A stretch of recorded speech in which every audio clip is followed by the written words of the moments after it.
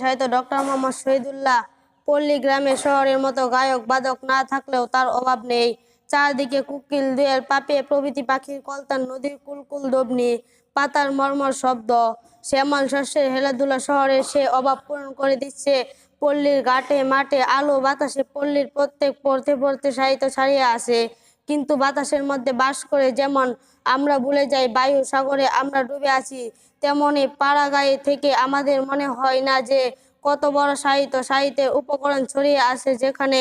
আজ যদি বাংলাদেশের প্রত্যেক পল্লী থেকে এই সব অজানা অচেনা কবিদের গাথা সংগ্রহ করে প্রকাশে করা হতো, তাহলে দেখা যেত বাংলার মুসলমান ও সাহিত্য সম্পর্কে কত ধনী।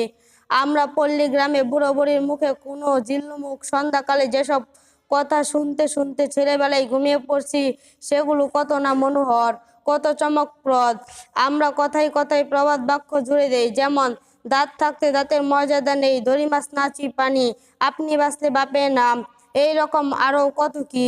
তারপর ডাকের কথা আছে, কলা রয়ে না কাঠে পাত, তাতেই বাত, তাতেই কাপড়, তাতেই বাত।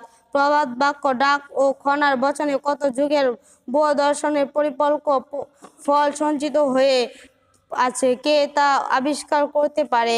শুধু তাই নয়, জাতির পুরনো ইতিহাসের অনেক গোপন কথার মধ্যে এর খোঁজ পাওয়া যায়। আমরা আজও বলি পিয়ের বসে পিরোর খবর। এই প্রবাদ বাক্যটি সেই সময়ের কথা মনে করিয়ে দেয় যখন বঙ্গবঙ্গের রাজধানী ছিল। কে ওই প্রবাদ বাক্য, ডাক খনার বচনগুলো সংগ্রহ করে চিরকাল জীবন্ত করে রাখবে?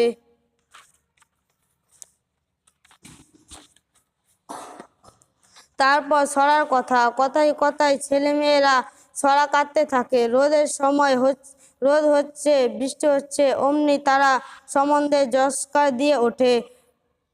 রোদ হচ্ছে, বৃষ্টি হচ্ছে, খেকশিলের বিয়ে হচ্ছে, এর সঙ্গে সঙ্গে মনে হয় মায়ের সেই ঘুমপাড়ানি গান, সেই খুকোখুকির ছড়া।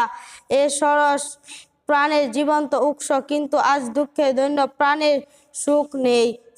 এছাড়াও কর্মে কর্মে লোকে ভুলে যাচ্ছে, কে এগুলো বইয়ের পাতায় অমর করে রাখবে? শুধু ফুটবল, ব্যাট বলের নামও কারো জানা ছিল না। তখন কাবাডি খেলার খুব ধুম ছিল।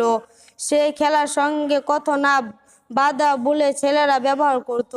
এক হাত বললা 12 হাত সিং, উড়ে যাই বললা তা দিং দিং।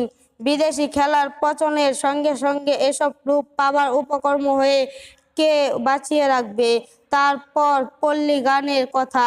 পল্লী সাহিত্যের সম্পদের মধ্যে এই গানগুলো রত্নবিশেষ। সেই জারি গান, সেই বাটিয়া গান, সেই রাখালি গান, মারফাতি গানের এক অফুরন্ত ভান্ডার পল্লী ঘাটে মাঠে ছড়ানো রয়েছে। তাতে কত প্রেম আনন্দ, কত সৌন্দর্য, কত তর্জজ্ঞান, কত প্রবাদ ভাবে জড়িয়ে আছে। শহরে গানের সেগুলো এখন চাষার গান বলে ভদ্র সমাজে আর বিকায় না। কিন্তু মন মাঝি তোর বইটা নেড়ে, আমি আর বাইতে পারলাম না, এই গানটির সঙ্গে শহরের কোনো গানের তুলনা পারে, কিন্তু সেগুলো সংগ্রহের জন্য কোনো হচ্ছে না। এ পর্যন্ত যা বললাম সেগুলো পল্লীর সম্পদ। এই সমস্ত রূপকথা, পল্লী গাথা, ছড়ার প্রকৃতিকে আলো পানি বাতাসের মতো সকালের এই সম্পদই যেমন মাতৃসন্তের সন্তমাত্রের অধিকার, সেইরূপ এই পল্লী সাহিত্য পল্লী জননী সন্তানের এই সমাজ অধিকার।